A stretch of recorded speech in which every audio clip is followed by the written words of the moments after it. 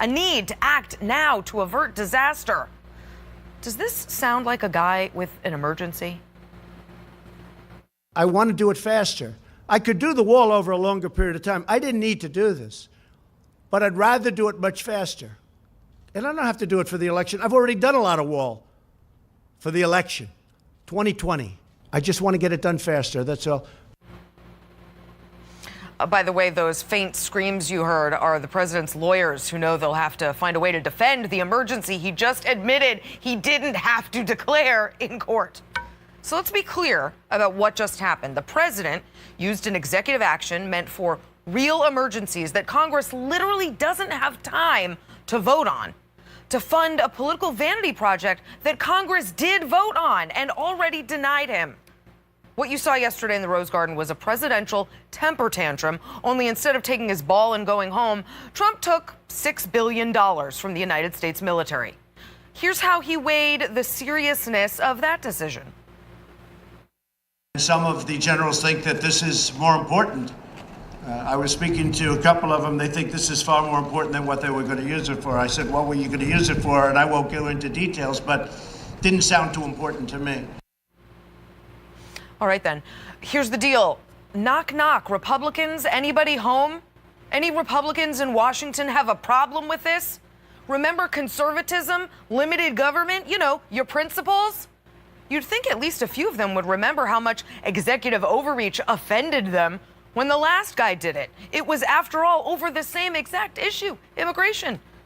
The other part of this that is baffling. For all of his talk about job creation, the president just killed a bunch of them. By taking over the purse strings, he just rendered the jobs of all 535 members of Congress obsolete. If the president can now just override Congress on spending, they may as well all pack up and go home. So what will happen next week? Will any Republican lawmakers say no to this? Well, I tried to ask one, but none that we invited would come on the show. So here with me tonight is Democratic Congressman from California, John Garamendi. Congressman, thanks so much for joining me. I appreciate it. Thank you. Good to be with you. So you're leading an effort to block Trump from allocating funds for this emergency. What exactly does that entail? Well, up until just the last couple of days, the president has said he would go after the Civil Works program in the Army Corps of Engineers. And these are levee improvements. These are disaster relief programs all around the nation, California, Texas, Puerto Rico, and on and on. We went after that. We pointed out to anybody that would care to listen, and apparently a lot of folks did, that it would really put the question of the safety of American citizens across the nation up against his vanity wall. He seems to back away from that. Nevertheless, we've introduced legislation which we will try to move in the days ahead.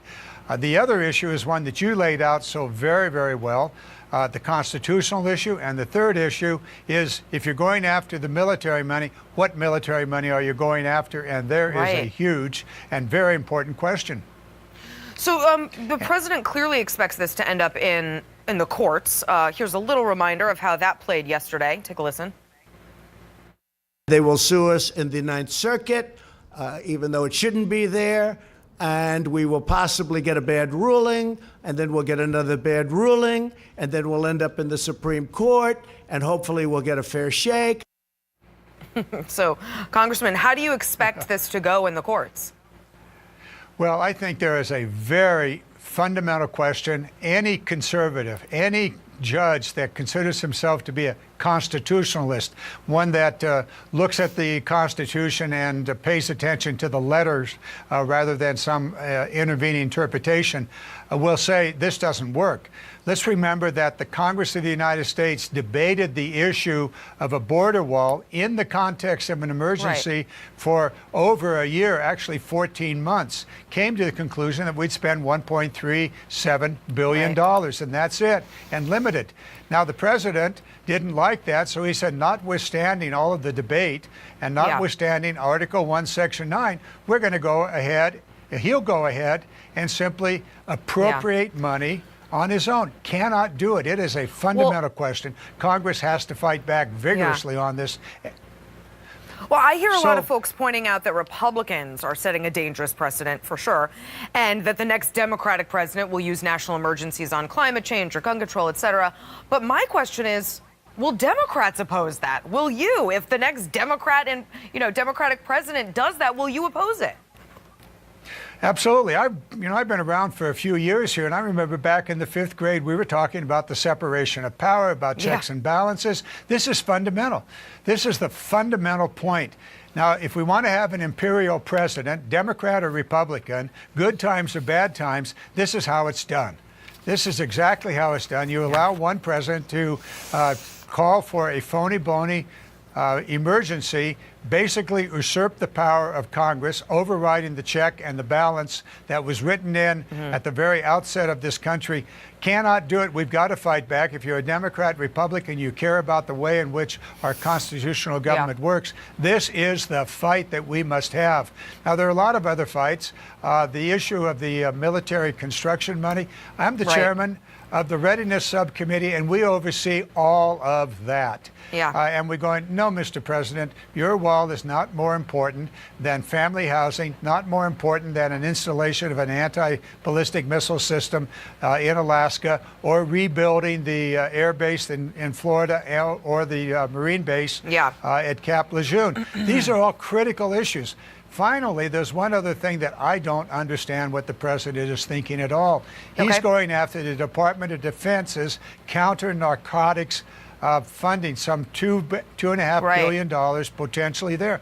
This is money that the U.S. military uses to send troops and advisors to Colombia to, guess what? Stop the trade, to deal with the narcos, and also in Central America, and to work cooperatively with governments there to stop the drug trade. And finally, with the U.S. Coast Guard, it is nonsense. It is backward. It is stupid, but it is so much. President Trump, give us a break. Well, I really appreciate you coming on, Congressman. Thanks a lot. Thank you. Bye-bye. So there might not be much courage among Republican lawmakers to really oppose this, but plenty of conservatives are angry. One of them joins me now, Tom Nichols, national security expert, former Republican Senate staff member. Tom, I don't even know where to begin. How bad is this? It's remarkable, and one of the things that's really dispiriting about it is to see Republicans now resorting to whataboutism, and Obama did it too, and this isn't so bad. The Republicans were once the party of limited government, including limited executive power, and to see them contorting themselves and twisting themselves into pretzels to rationalize this just shows you how much President Trump has really captured the party and turned it into something else that is, I think, neither Republican nor conservative. Well, so is this ultimately Congress's fault? Do you think that there was anything they could have done to keep him from doing this? It seems like his mind was made up on this, weeks ago. Congress has been letting its powers in this area, as in so many other areas, slip away for years. I mean, we have something like 30 existing national emergencies, which itself is ridiculous. Yeah, active ones, right. Congress needed active, at some point, it's almost like the joke from Caddyshack that this is just another routine emergency. And, it's simple, 30 emergencies is ridiculous, and Congress simply lets this go on. But Congress has been letting its powers drift into the executive branch for years, particularly in foreign policy, which is what these other emergencies were about. This is really a remarkable moment where a president says, I'm declaring an emergency because I can't get my way, and you're just going to have to go along with me. Right. As we mentioned just earlier, Trump is raiding the Pentagon's budget. I already have a friend in the National Reserves who was deployed to the border. What does this mean to our military? Well, we don't know yet, because we don't know what programs and what money the president wants to shift around. So it's not clear where any of this is coming from. And I would even hazard a guess to say that the president himself doesn't know, because this, again, was an instinct. I think the president doesn't understand what he did. I think he doesn't understand the nature of the legislation he signed.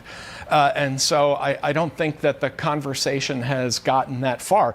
I think it may actually be a relief to some of the Republicans in Congress that this will be challenged in court, because they don't want to have to live with the outcome of whatever this is going to be. Yeah, and it kind of lets them off the hook, too. Well, it's almost like that's the safety valve. We'll let this state of emergency go through. The president will feel like he did something important. The courts will take care of it. But again, that's Congress kicking the can down the road and Republicans uncharacteristically relying on the courts to do things that they don't have the nerve to do. Tom, thanks for your insight, as always. Thanks for having me.